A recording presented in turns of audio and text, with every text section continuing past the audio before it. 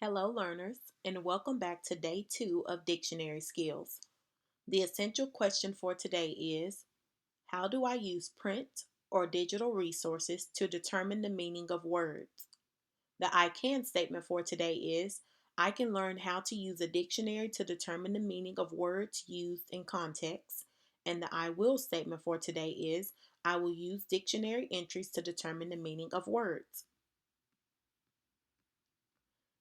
So we're going to take a look at an example page from the dictionary, and I will go over all of the features that you find in the dictionary. The first thing that you'll notice are guide words, and it's a word that shows the first or last item on that page. So here the guide words for this page is pay and penitent.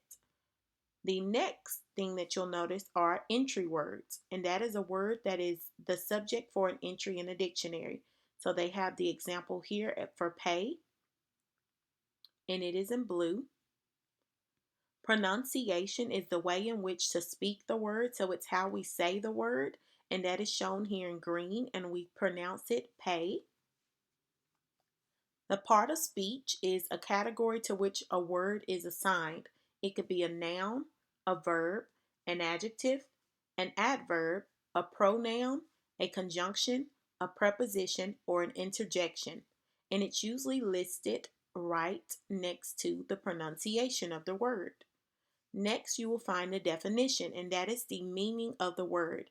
And remember, I shared with you guys yesterday that that is usually what we use dictionaries for. However, we have all of these other features that the dictionary has as well. And last but not least are the alternative definitions of a word. And that's another definition. Some words can have more than one meaning, and we'll talk about multiple meaning words tomorrow.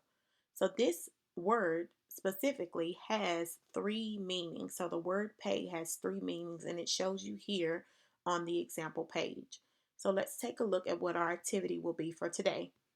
So today you're going to complete this dictionary detectives activity. I'm going to be completing this one to show you how you will complete yours in Schoology. You will be using the drawing tool, which is what I'm going to use now. And I do understand that sometimes it is challenging to write words with the drawing tool, so just do it the best way that you can. I found that it was easier for you to complete this in the drawing tool because it's all in one page versus breaking it up into parts. So the first thing you want to do is notice the entry word, which is ovation. It tells us how to pronounce the word, and it says ovation, and it tells us that this word is a noun. Now, I do notice that this word, and I'm going to choose to draw in red, the word has two definitions. So the first thing that it's going to ask you is, what is the main entry? So the main entry is ovation. So I'm going to write that word out. Remember, I'm going to write it the best way that I can. It doesn't have to be perfect. As long as I can read what you are writing, you will get the credit for it. The word ovation has two definitions here. The first definition says a sustained and enthusiastic show of appreciation from an audience, especially by means of applause. So it is when you give someone a standing ovation, like you're cheering for them for their performance. And we usually give people ovations at concerts, musicals, any type of performance. You usually would give a standing ovation to the performers. The part of speech is a noun, so I'm going to circle noun here because it shows right here. The N is for noun. The entry word is here. The pronunciation is here. And definition 1 is here. And definition 2 is here. So now it asks which definition for ovation is used in the sentence below. And it says he was welcomed by a warm ovation when he came out onto the stage. So as he was walking onto the stage, the crowd must have been cheering for him.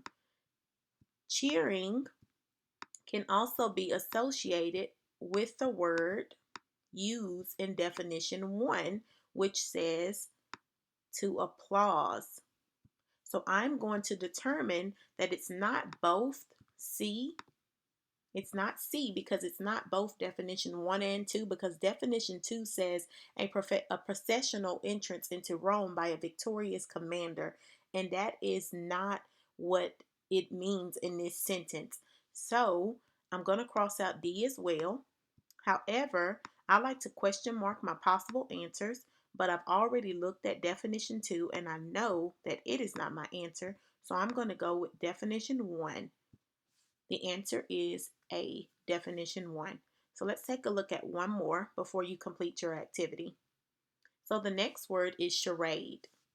It has two definitions and it is also a noun. So where it says the main entry, I'm going to type out charade.